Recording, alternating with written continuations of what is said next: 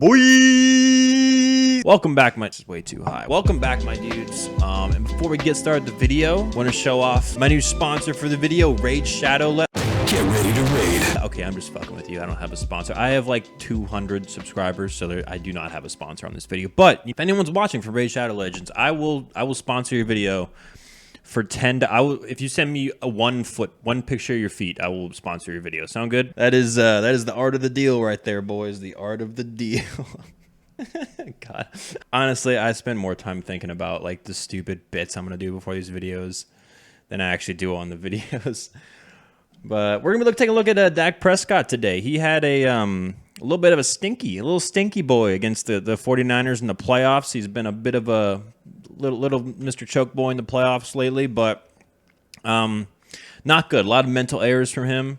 And I don't really have much else to say, so let's just hop in to the film. All right, first play from Dak Prescott here. He's way late in the throw to Michael Gallup. That's the synopsis of the play. What we got here is you got seam up the middle, you got a go route, and then you got a curl from Gallup, and then you got a little swing route check down from Zeke. How you're going to read this is Dakota's going to want to look here first. This safety, if this safety splits off in this direction, he knows that he has middle of the field open, right? There's two safeties. That means he's got CeeDee Lamb running right in the middle of those two safeties. And worst case scenario, he's got CeeDee Lamb against a linebacker, right? And that's a pretty good matchup on a 3rd and 9. But what happens is this guy goes this way, and now he has a safety over top and a linebacker underneath CeeDee Lamb. Not going to work. And that's okay. I mean, he does look away from this, but he looks away way too late, and he works back to this curl, which he throws way too late. I mean, even if he did work back to that curl, what really should have happened is he should have just taken another step, tossed it to Zeke, and let Zeke try to get, what is it, like not the 9 yards you need. But he should be off this now, right? He should have his eyes pointed in this direction, and he honestly should be letting go of the ball right now if he wants to complete this pass. I mean, this is way, way late. And, he's got Zeke here, and I know, check downs on 3rd and medium, 3rd and long are the bane of fans' existences, but it's better than throwing a pick, and is a way higher probability of you giving that ball to Zeke, him getting 9 yards, than you just, sending up a prayer. Here's another angle of the route, by the way, just to show you how late it is. So he needs to throw the ball now, right? And even if he throws it now, it's still probably batted away because the coverage is so good. He throws it, like, now. And that is, that's pick 6. He's lucky it's not a pick 6, to be honest. All right, next play for the Cowboys and Dak. Another interception. This is not going to be a video complimenting Dak too much as I like Dak. We got a good old post wheel on both sides, right? Post wheel. And then we got a little whip route check down underneath. And I'll be honest, there's not a whole lot open here, all right? Running these post wheels against when you have some kind of 2 safety shell isn't always the most successful because you're basically banking on a broken coverage. You're basically banking on this corner not passing off this post to the safety and then not covering the wheel. And, if both sides do it properly and this corner passes off this post to the safety and he sits over top of the wheel, pretty hard to complete a pass. Like your best chance is probably like a back shoulder to the wheel or something. Or, and this is what I would have liked to see him instead in this case, is read this guy, right? And if this guy sits down on the wheel, or on the whip, then maybe try to flatten out this post inside, throw it in here a little bit. The CeeDee Lamb was just not the right. He obviously just did not see the number 1 right here sitting on this whip and waiting for it. And, again, like maybe he could have flattened it out right there, but I'm not a huge fan of like double post wheel concepts on both sides. I'd rather see something different on the other side, maybe like a curl flat concept on the other side or something. But obviously didn't work out, and I don't know how the fuck 54 caught this ball. You don't get a great camera angle of it. I guess it was like tipped up to him or something. All right, next play from Dacky Boy. We have a nice quick game concept. This is this is simple stuff. This is simple high school level football play right here. You got quick game on both sides. You got a quick game concept up top, quick game concept down below. And what you want to do on these is you want to decide which side you're going to read before the snap. You're going to, which side you like the advantage to. Up top, we have a stick concept.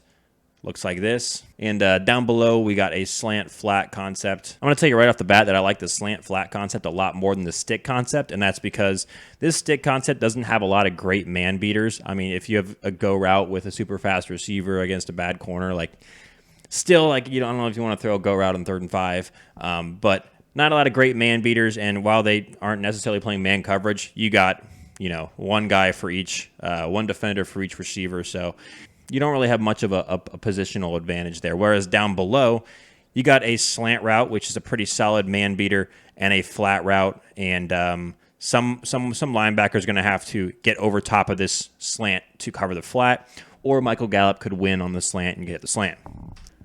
What Dakota does instead is he looks up top first, right? He looks at this stick concept first, and then he tries to work back to this slant, and it makes him late. Once again, he is late on this throw. If he needs to get this, to get the ball out to Zeke right now and give Zeke a chance to make a play and get those 5 yards. Enough shitting on Dak, whatever his name is, Prescott. He throws a pretty decent ball to CeeDee Lamb, and CeeDee Lamb makes one of the best adjustments I've seen all year on a pass. This is some shit that like Antonio Brown was really good at back in the day. Pretty simple play. You're going to run a play action, and then you're just going to send your guys deep, and you're going to say, yeah, we're faster, we're better than you. We're going to throw it deep. Now, the thing on this play is obviously play action, deep shots are meant to have the linebackers and safeties bite on the run. They don't bite on shit on this play, all right? There's no one biting on this. And CeeDee Lamb, this corner is playing, I think by the time the ball's snapped, he's playing, 7 yards off the ball. Not exactly pristine conditions to run a go route and succeed on, but he still is able to get 2 yards of separation on this route. And Dak underthrows it a little bit, and CD just makes an elite level adjustment to this ball. This Antonio Brown would do this all the time, where if the ball's a little bit underthrown, a lot of receivers would try to just jump up and high point it. Instead, what Antonio Brown did a lot and what CD did here, he slows down, gets a shoulder into the corner, and then he extends back out to catch the ball. If you're able to do this constantly, if you're able to do this frequently, this is impossible to stop. But a fantastic catch by CeeDee Lamb there. All right, last play from Dak here, and this is basically what put the nail in the coffin of the game. I think it's just too simple of play design on this, and he could have hit Zeke on the swing route and maybe gotten 8 or 9 yards and then gone for it on 4th down. But this is just too simple of play design. We just got goes all around, and then just a check down. You got to get a little more creative than just running 3 verticals and hoping someone gets open, because it's the 49ers have shown all day that they're just going to drop everyone back, and hopefully you'd see the offense adjust to that and throw it to those swing routes and those checkdowns. But Dak works too far up in the pocket, so entire 49ers defense drops back. He's got a clean pocket here. He doesn't have to keep moving forward. He can just sit right there and be comfortable for another, second or two. Instead, he works up into his lineman, which makes things difficult. You can't see as much. Doesn't give him as much time. Hopefully, if he had more time, or if he, gave himself more time, he could throw it to Zeke here, and Zeke could maybe possibly get the 1st down, or at least enough to go for it on 4th.